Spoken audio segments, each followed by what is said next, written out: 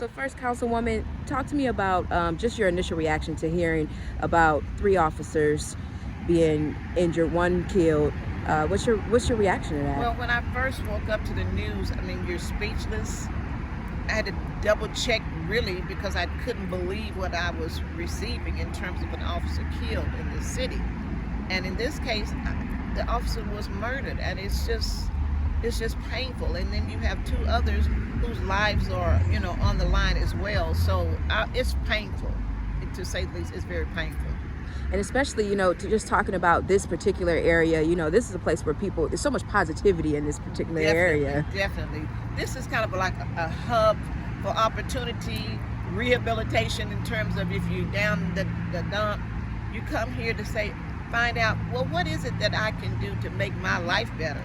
And so that's what Fort Oak Cliff is about. It's about dreams. It's about hope. It's about investment in a person, so the person can make alternative choices if they're in a dark space. And so just holistically, as we work with the center, which is always positive, it's a hangout for folks who want to have positive impact on their lives. And so to see something like this is just, we just don't have the words. We just know that the grief is heavy. And we're going to continue to pray for Dallas, because as we talk about violent crimes and gun violence, just to hear that this person felt comfortable enough to use that artillery against an officer, it's just painful. It's insulting. You get angry. But we know that that's a very serious topic on our streets now, is that you have folks who have access and who want to take the power and take control, and sometimes they show a disrespect for our officers, and we cannot tolerate that. But once again, it's about hope that this city has. When Chief Garcia came and identified those hot spots, we had additional folks on those hot spots. So I know there's a commitment in this city to reduce the crime. Now, we're not going to get rid of it totally, because we're a major city. We're a major player in this country. And so we only hope that the message gets out to this community that this is not going to be a consistent incident or event that's going to happen all the time. Right now, we're trying to get answers to why did it take place, what triggered this whole incident with this individual taking on this opportunity to murder this officer. So we want them to be safe in the city of Dallas and to feel safe, because this community center is in the community, and it has served the community. So the community wants to feel as if they can still come and not have to worry about whether or not their lives are in danger. Absolutely. What so far have you been told about what took place? Well, we know, once again, the officer was murdered. We know, and I think this is maybe the bright light in the conversation, that we do have video footage that will give us some insight to possibly what happened. And once again, thank goodness for some of the footage through the community. So that's the positive side. I've not seen the footage, so I can't speak to what's on the footage, but I do know what has been reported to me, and it makes me feel a little bit better that perhaps we could have answers for the family, for the community members, DPD family, and they're not going to bring the officer back. That's the most painful thing, but it will help us in moving forward. So we're going to continue to seek out the answers, continue to stress the importance of calling. Perhaps there's someone out here who knew this individual and knew perhaps his mindset, who could have given us some light into maybe what was about to happen, or what might have transpired just even in their conversation. So we can't be afraid to share information. I mean, that's what's so important. These individuals, they have been hired to do a job. They're here to make sure that our lives are safe. And so when they leave their homes on a day-to-day, their family members want to see them come back. And in this case, the sad part is this individual will not go back to his family. The other 2 officers will have family members who are with them, praying that they're able to come back.